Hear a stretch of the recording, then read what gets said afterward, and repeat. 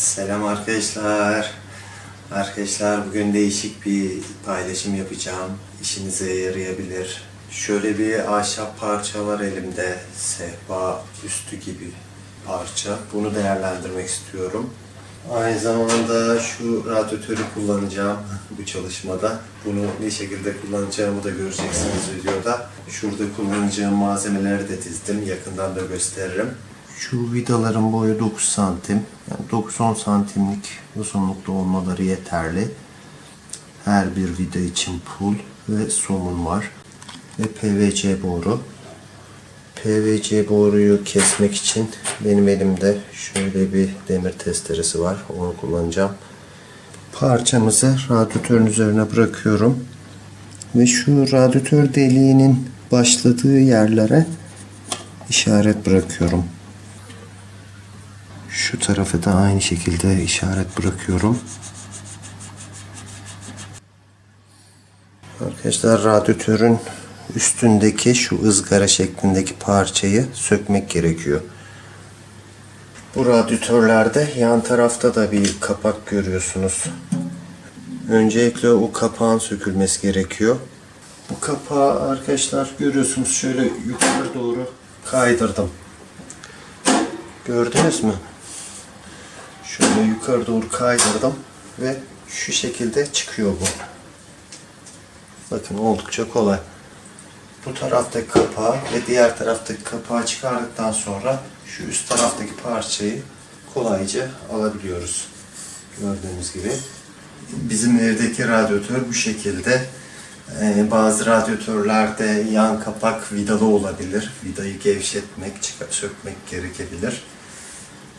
Yani bu tarz bizimkiyle aynı radyatör varsa bu şekilde çok kolaylıkla çıkarabilirsiniz. Geri takımı da çok kolay. Şimdi masaya gidelim ve çalışmaya devam edelim arkadaşlar. Görüyorsunuz işaretin biri burada. Diğeri de şurada. Biraz daha geri çekeyim. Evet. Şuradan delmek istiyorum. 1, 2, 3, 4, 5, 6. 6. delik.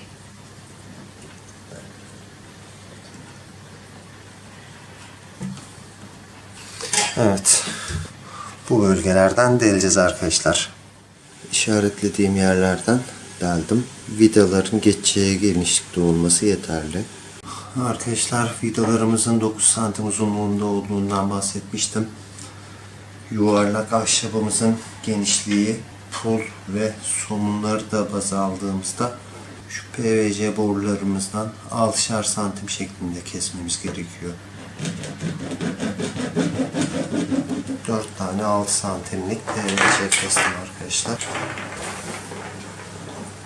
Evet arkadaşlar, şimdi bir kısa ürün yerleştirmemiz var. Neslihan'ın taktığı. Neslihan ters takmışsın sanırım. O etiketi vardı. Etiket dışarı gelse daha iyi olur. Bakayım.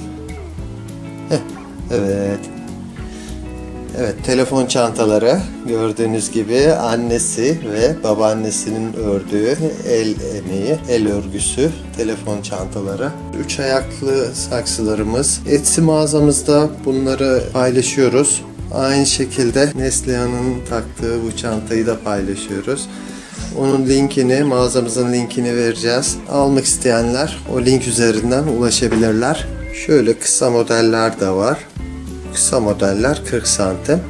Uzunlar 80 santim. Kısa modelleri çantaya takılabiliyor. Sen hangisini daha çok seviyorsun Neslihan? Bakayım. Evet. Mağazamızın linkini açıklama kısmına bırakacağım arkadaşlar. Şu anda bu ürünleri görebilirsiniz. İlerleyen zamanlarda daha farklı ürünler olabilir. Bu nedenle sadece mağazamızın linkini bırakacağım. Oradan ürünlere ulaşabilirsiniz. Şimdi videoya geri dönüyoruz arkadaşlar. Çalışmamıza kaldığımız yerden devam ediyoruz. Şimdi şu düzgün olan yüzeyi üst kısım olacak. Vidaları o üst kısımdan takacağım. Alt kısım çok temiz ve pürüzsüz sayılmaz. O yüzden şu kısım kullanacağız. Vidalarımızı geçiriyorum şu şekilde. Ters şekilde masaya bırakıyorum. Her bir vidaya bir boru ekliyorum.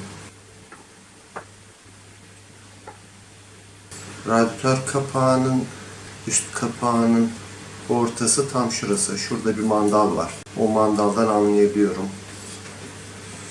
Şu şekilde yerleştiriyorum.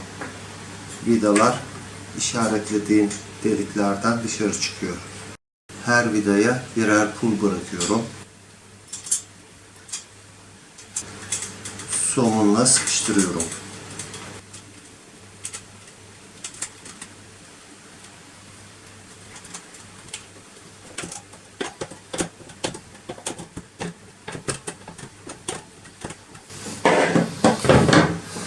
Evet, görüyorsunuz arkadaşlar.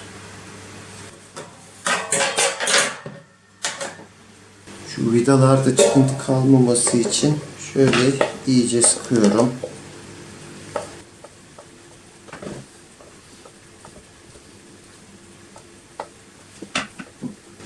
Gördüğünüz gibi çıkıntısız oluyor o zaman. Evet arkadaşlar, şimdi yerleştireceğiz. Şu gördüğünüz mandal vardı ortada. O mandal şu radyatörün ortasında bir bağlantı var. Şöyle gördüğünüz kemer gibi. Ona takılıyor. Ona takıldığı için ortası esnemiyor.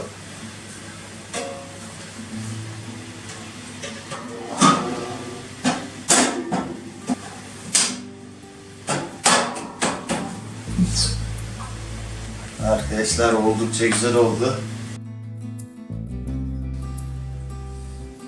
Başka bir arkadaş buraya ince uzun bir raf tarzında bir çalışma yapmış. O da çok değişik olmuş.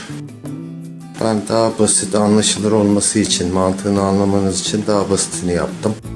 Masayı yerleştirdiğimizde masa onun altına denk geliyor. Yani masaya da engel olmuyor.